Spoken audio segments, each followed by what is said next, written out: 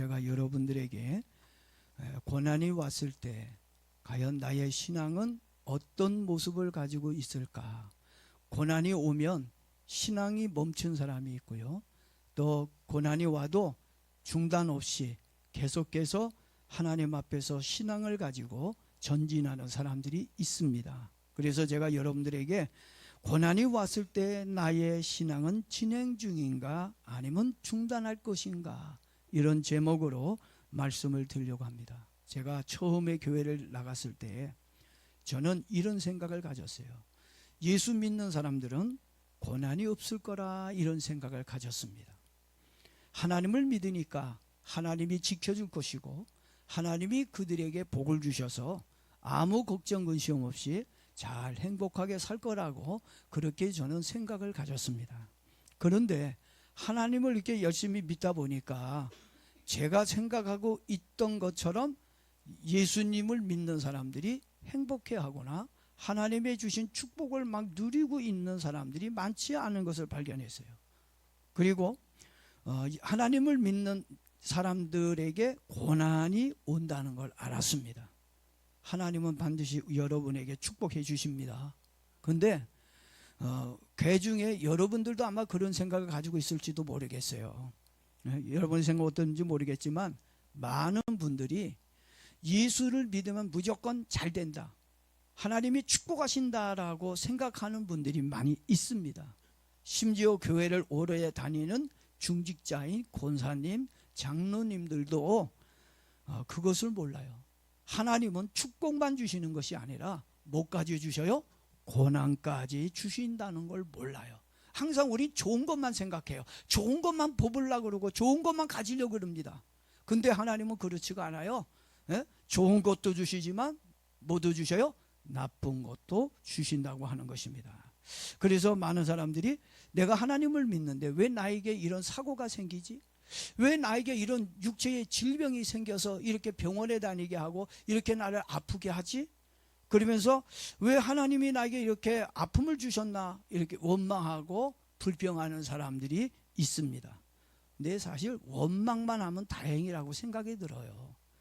가장 큰 문제는 고난이 왔을 때 신앙생활을 멈추는 사람들이 있어요. 교회를 안 다니는 사람들이 있습니다. 하나님이 나에게 이런 어려움을 주시는데 내가 하나님을 믿어야 할 이유가 뭐가 있어? 그리고 교회를 포기하는, 안 다니는 사람들이 있습니다. 우리가 이렇게 신앙생활을 하면서 축복도 있고 고난도 있다는 걸 분명하게 알고 신앙생활을 해야 한다고 저는 생각이 듭니다. 하나님을 믿으면 반드시 축복이 있습니다. 저는 하나님의 축복을 받은 사람입니다. 그래서 하나님을 믿으면 반드시 하나님이 축복해 주십니다. 그렇지만 고난도 함께 받아야 한다고 성경은 말씀해 주고 있습니다. 로마서 8장 17절 말씀을 보니까 사도 바울이 이렇게 얘기합니다. 자녀이면 또한 상속자, 곧 하나님의 상속자요 그리스도와 함께한 상속자니 우리가 그와 함께 영광을 받기 위하여 고난도 함께 받아야 할 것이니라 그랬어요. 영광을 받기 위해서 모두 함께 받아야 된다고요? 고난도. 여러분들 중국집 가니까 뭐 A, 뭐 B 세트 해가지고서 뭐 이렇게 묶어서 팔잖아요. 딱 어디 가더라도 이렇게 묶어서 물건을 파는 데가 있어요. 영광과 고난은 세트라고 저는 생각합니다.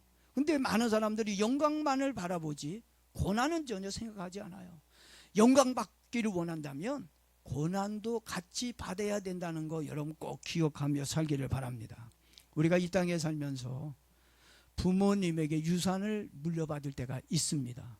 물려줄 재산이 많은 부모를 만나면 좋아요. 그렇잖아요? 얼마나 감사한지 모릅니다. 흙수저보다 금수저가 좋잖아요. 네? 금수저보다는 다이아몬드소가 더 좋은 것 같은데, 이렇게 부모님께 재산을 물려받게 되면 땅이나 건물이나 돈만 물려받는 게 아닙니다. 뭐까지 물려받아요? 부모님의 빚까지 물려받게 되어지는 겁니다. 안 물려받으려면 어떻게 되죠? 포기해야 되는 거죠. 법적으로. 이와 같이 우리가 하나님의 자녀가 되었다면 천국도 고난도 똑같이 상속받아야 한다고 성경은 그렇게 말하고 있다고 하는 것입니다. 그러면서 또 사도 바울이 18절에도 또 이렇게 얘기합니다. 지금 우리가 받고 있는 고난이 앞으로 우리가 받을 영광과 비교해 봤을 때 좋게 비교할 수 없다. 지금 내가 내 삶의 지금의 고난이 앞으로 받을 영광과 어떻게 해요? 비교해 봤을 때 감이 안 된다는 거예요. 비교의 대상이 되지 않는다는 얘기입니다. 그러면서 지금의 고난을 잘 견디고 이기라고 권면해 주고 있습니다. 성경을 읽다 보니까 하나님을 믿었던 모든 사람들에게 시험과 고난이 있었다는 걸 알 수 있어요. 어떤 사람에게는 시험이 있고 어떤 사람에게는 시험이 없고, 이게 아니라 하나님을 믿는 모든 사람들에게는 싫든 좋든 축복도 영광도 고난도 시험도 있다고 하는 것입니다. 그러니까 오늘 우리에게는 이 두 가지가 다 따라오고 있다는 걸 알아야 돼요. 그래서 여러분들이 하나님의 영광도 받고 고난도 받아서 견딜 수 있어야 된다고 하는 것입니다. 베드로전서 4장 12절을 보니까 베드로가 이렇게 얘기합니다. 사랑하는 자들아, 너희를 연단하려고 오는 불시험은 이상한 일 당하는 것 같이 이상히 여기지 말라. 베드로는요, 하나님을 믿는 하나님의 자녀들에게 뭐가 있다고 내다봤어요? 불같은 시험이 있다고 내다봤어요. 여러분 인생을 살면서 불같은 시험 없습니까? 저도 60년 넘으면 살면서 제가 이제 하나님 믿게 된 지 이제 40년이 됐는데 40년 동안 하나님을 믿으면서 좋았던 일도 있고 축복된 일도 있지만 너무 힘들고 고통스럽고 정말 아픈 그런 고난의 그런 시간도 분명히 있었습니다. 여러분들에게도 아마 어떤 사람은 젊은 사람들은 짧은 30년밖에 안 살아 짧은 기간이었지만 그 짧은 기간 속에서도 엄청난 지옥도 맛보고 천국도 맛보고 아마 그 모든 것들을 맛봤을 거라고 생각을 합니다. 여러분 시험이 왔을 때 이상하게 생각하지 말라는 얘기예요. 하나님을 믿는데 왜 나에게 이런 시련이 왔지? 이렇게 생각하지 말라는 얘기입니다. 받아들이라는 얘기입니다. 예? 그걸 받아들이고 그걸 이겨야 나에게 뭐가 있어요? 영광이 있고 축복이 있다는 얘기예요. 그 모든 고통을 견뎌서 이겼으니까 지금의 이 영광이 있고 축복이 있는 겁니다. 그리고 베드로전서 1장 6절에 또 베드로가 또 얘기합니다. 그러므로 너희가 이제 여러 가지 시험으로 말미암아 잠깐 근심하게 되지 않을 수 없으나, 여러분 지금 우리가 받는 시험과 고난은요, 우리 어떻게 보면 길게 느껴질 수 있을 것 같아요. 빨리 끝났으면 좋겠다 이런 생각을 가질 수도 있을 거예요. 근데 걱정하지 마세요. 오늘 성경에 보니까 여러분이 당한 이 시험과 고난은 어떻게 해요? 잠깐 근심이라고 얘기하고 있어요. 예? 그러나 잠깐 근심하게 되지 않을 수 없으나 오히려 크게 기뻐하도다. 아멘. 기뻐할 거라고 얘기하고 있어요. 물론 고난을 만났을 때는 슬프지요, 아프지요. 그러나 그 슬픔이, 그 고난이 끝나면 축복이 있습니다. 그러니까 주님께서 지금의 고난을 받고 있는 우리들에게 위로해 주고 있는 겁니다. 사실 시험과 고난이 오면 말로 표현하기 어려울 정도의 고통으로 힘이 듭니다. 그렇지만 시험이 지나고 나면 엄청난 축복과 영광이 있다는 거 우리는 경험하며 삽니다. 여러분에게 이런 축복이 일어날 줄로 믿습니다.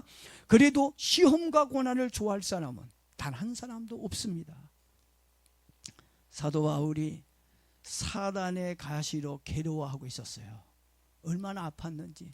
너무너무 통증으로 힘들고 괴로워가지고 성경에는 정확하게 나오지 않았지만 바울이 하여튼 여러 가지 아주 많은 질병을 가지고 있었어요. 하나님의 위대한 종이고 남의 병을 고치면서도 자기 병을 고치지를 못했어요. 그때 참 오는 그런 아픔이, 고민이 있었을 거라는 생각이 듭니다. 얼마나 괴로웠고 아팠으면 바울이 몇 번 기도했다고요? 3번. 하나님께 이 질병을 고쳐주세요. 이 질병에서 벗어나게 해주세요. 자유함을 주세요. 이렇게 간절하게 하나님께 바울이 3번 무릎 꿇고 기도했어요. 근데 하나님 뭐라고 그러죠? 내 은혜가 내게 족하도다. 제가 이 바울이 드리는 이 기도를 보면서 한 번도 아니고 세 번씩 똑같은 하나님의 그 음성을 들었을 텐데, 근데도 기도하는 걸 보니까 고난을 좋아하는 사람은 아무도 없다 하는 걸 알 수가 있었어요. 저도 시험과 고난이 싫습니다. 그렇지만 하나님은 영광을 주시기 전에 먼저 뭐부터 주신다고요? 시험과 고난을 주신다고 말씀하고 있습니다. 그리고 끝까지 그 고난을 견디고 이긴 자에게 하나님은 축복을 약속해 주셨어요. 그리고 명령했어요. 견뎌. 시험이 오고 고난이 올 때 견뎌. 그러면 네가 영광의 삶을 살게 될 거야.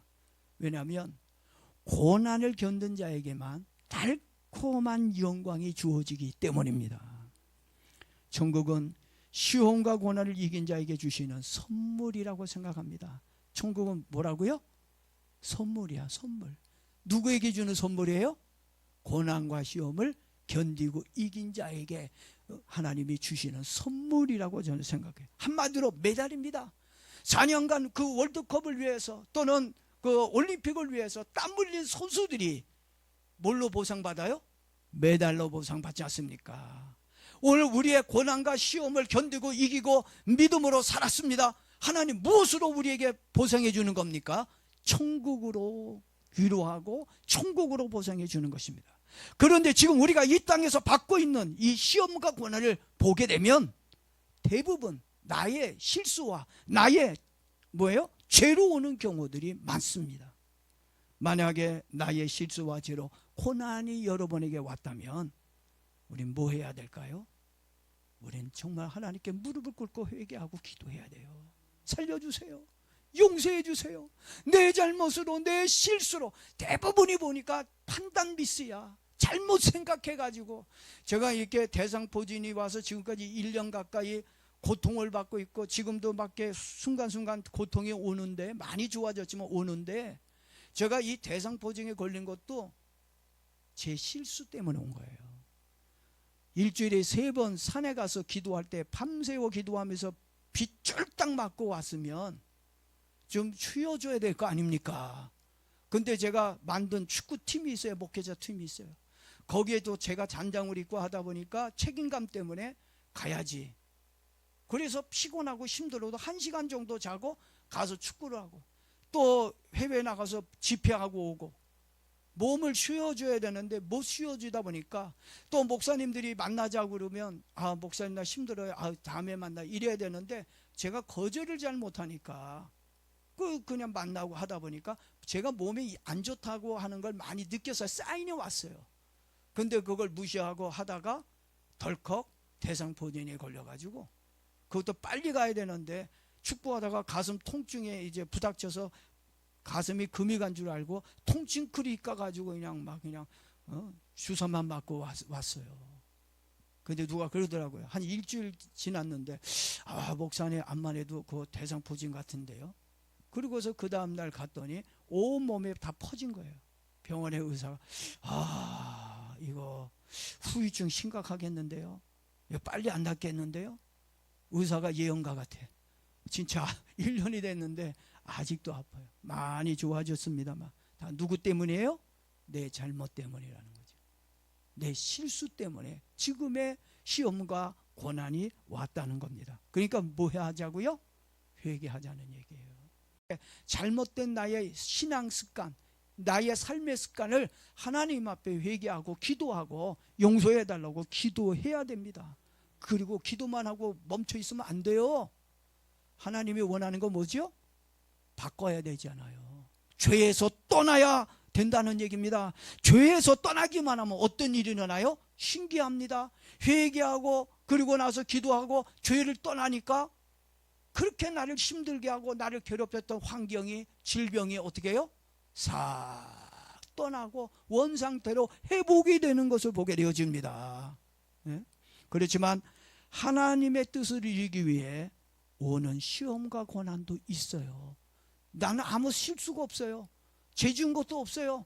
아무런 잘못한 것이 없는데도 불구하고 시험이 오고 고난이 올 때가 있습니다. 그때는 하나님이 나에게 뭔가 주시는 시험이 있는 거예요. 고난이 있는 거예요. 아, 이건 하나님이 뭔가 나를 시험하고 뭔가 나에게 주시려고 하는 하나님 축복이 있구나. 그럴 땐 우리가 또 뭐 해야 될까요? 그때도 그냥 기도가, 아까는 실수하고 내가 죄 지을 때 무슨 기도했어요? 회개의 기도를 하고 삶의 습관을 바꾸고 죄를 떠나는 그런 모습을 보여야 되지만, 하나님으로부터 오는 고난이라면 지혜를 구해야 되는 거예요. 이 어려운 연단과 고난과 시험을 잘 견딜 수 있는 지혜 주시고 힘과 능력 주시고, 결코 뒤로 물러가는 자 되지 않고 믿음으로 전진할 수 있는 자가 되게 해주십시오. 기도와 인내가 필요합니다. 나의 실수와 죄로 고난이 왔든, 아니면 하나님의 뜻을 이루기 위해 고난이 왔다 할지라도, 시험과 고난이 오게 되면 성경은 우리에게 강력하게 요구하는 게 있어요. 뭘 요구할까요? 견디라고 얘기합니다. 인내해, 이겨, 싸워, 물러가지 마, 포기하지 말라고 성경은 반드시, 내 죄로 왔던 하나님의 뜻에 이루기 위해서 고난이 왔던 어떤 고난이 오든지 여러분 싸우기를 바랍니다. 견디고 이겨 승리하라고 성경은 우리에게 요구하고 있다고 하는 것입니다. 이 신앙으로 고난과 시험을 이긴 사람들이 이야기가 성경에 나옵니다. 믿음의 조상 아브라함, 우리가 생각할 때 아브라함은 믿음의 조상이고 하니까 그 사람은 시험도 없고 연단도 없겠지라고 생각할 수도 있을 것 같아요. 그리고 아브라함이 하나님을 만났을 때 하나님이 아브라함에게 축복을 약속해 주셨습니다. 하나님으로부터 축복을 약속받았으니까 저 사람은 승승장구할 거야, 저 사람은 뭐든지 잘 될 거야, 어려움이 없을 거야, 아마 그런 생각을 가질 수도 있어요. 아브라함도 그런 생각을 가졌을는지도 몰라요. 이제 내가 잘 될 거야, 하나님 만났으니까, 하나님의 축복을 받았으니까. 근데 웬걸, 하나님의 축복을 약속받았지만 하나님의 축복은 오진 않고, 약속한 축복은 오지 않고 오히려 여러 가지 많은 시험과 고난이 왔어요. 우리가 아마 시험에 들 수도 있을 것 같아요. 아이, 하나님 나에게 축복하셨는데, 아이, 축복은 안 오고, 아이, 이렇게 고난이 오고, 이렇게 아내까지 뺏길 위기까지도 생겼잖아요. 그쵸? 흉년이 와가지고. 그렇다면, 우리도, 이거 계속 가야 돼? 계속 신앙의 삶을 살아야 돼? 그냥 뒤로 돌아이가 탈까? 그런 생각을 가져볼 수도 있을 것 같아요. 근데 아브라함은 이런 시험과 고난이 올 때마다 기도와 인내로 모든 고난과 시험과 싸워서 이기고 하나님의 주신 축복을 받았다고 얘기하고 있어요.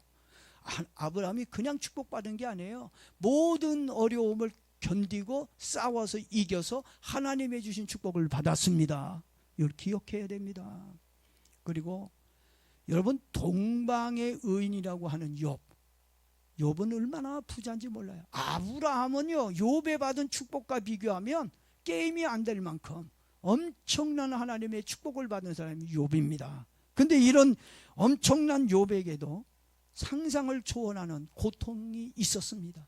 시험이 있었고 고난이 있었어요. 하루아침에 모든 전 재산을 다 어떻게 해요? 잃어버렸죠. 그리고 자녀들이 모여서 잔치하다가 돌풍이 불어가지고 어떻게 해요? 집이 무너져서 그 자리에서 사랑하는 자녀가 다 죽었지요. 몸에는 질병이 생겨가지고 막 온몸이 막 그냥 구더기 같은 것들이 생기고, 막 개들이 와서 그 헌데를 막 짓물른 데를 핥고, 그리고 얼마나 근지러운지 기와장으로, 지금은 약이라도 좋으니까 그 약이라도 견디지. 그러니 어떻게 해요? 팍팍 그냥 기와장으로 막 피고름이 났을 것 같아요. 그런데다 거기다가 아내가 여보 힘들지, 내가 기도할게 이러면서 위로하고, 여보 조금만 힘내, 내가 기도할 거니까 하나님 당신 잘 되게 할 거야. 아내가 그러면 막 그냥 그래도 견딜만 한데, 아내가 뭐라 그래요? 아이고 이 등신 쪼다 바보, 에휴 너 하나님 잘못 믿었어, 너 이렇게 믿을 바에 너 그냥 죽어, 그냥 떠나, 하나님 떠나.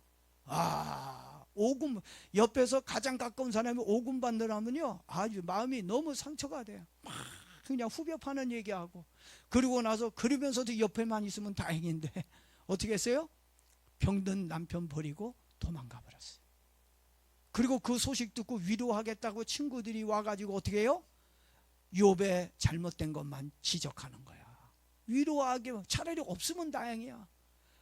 이 정도로 욥은요 얼마나 몸도 마음도 다 망가질 대로 망가지고 그 고난 때문에 얼마나 힘들어 했는지 몰라요.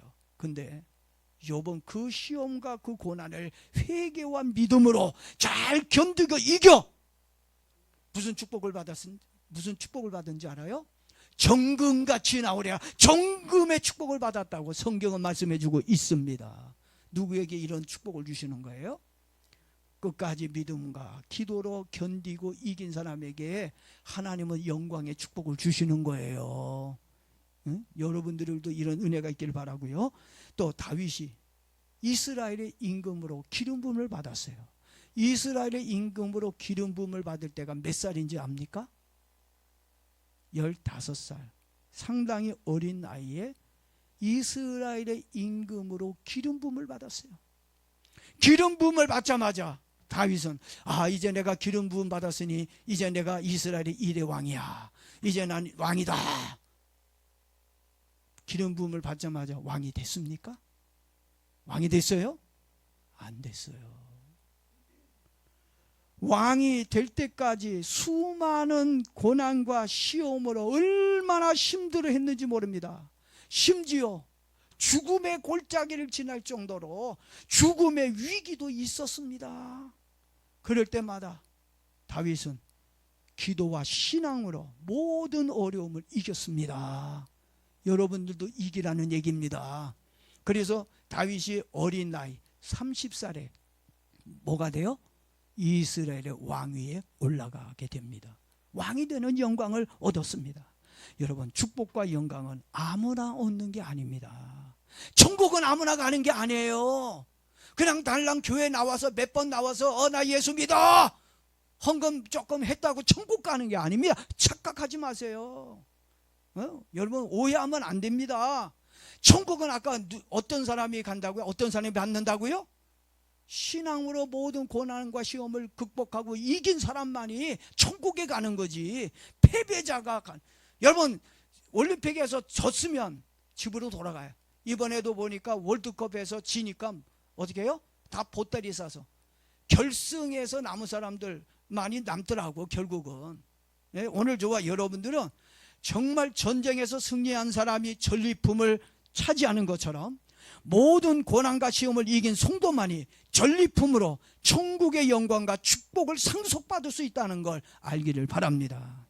여러분들도 하나님의 축복과 영광을 원하십니까? 그렇다면 여러분에게 오는 모든 시험과 고난을 기도와 믿음으로 승리하기를 바랍니다. 아브라함이나 욥과 다윗에게 왔던 시험과 고난이 천국의 소망을 가지고 사는 여러분에게도 똑같이 온다는 얘기예요.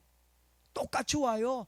다윗에게 왔던 시험과 고난, 아브라함에게 왔던 시험 고난, 욥에게 왔던 시험 고난, 이런 시험 고난이 오늘 천국을 향해 가는 우리들에게 어떻게 해요? 같이 동일하게 온다는 얘기예요. 하나님은 안 봐줍니다. 아브라함이니까 좀 세고, 다윗이니까 좀 세게 주고 강하게 주고, 여러분이니까 조금 좀 아니에요.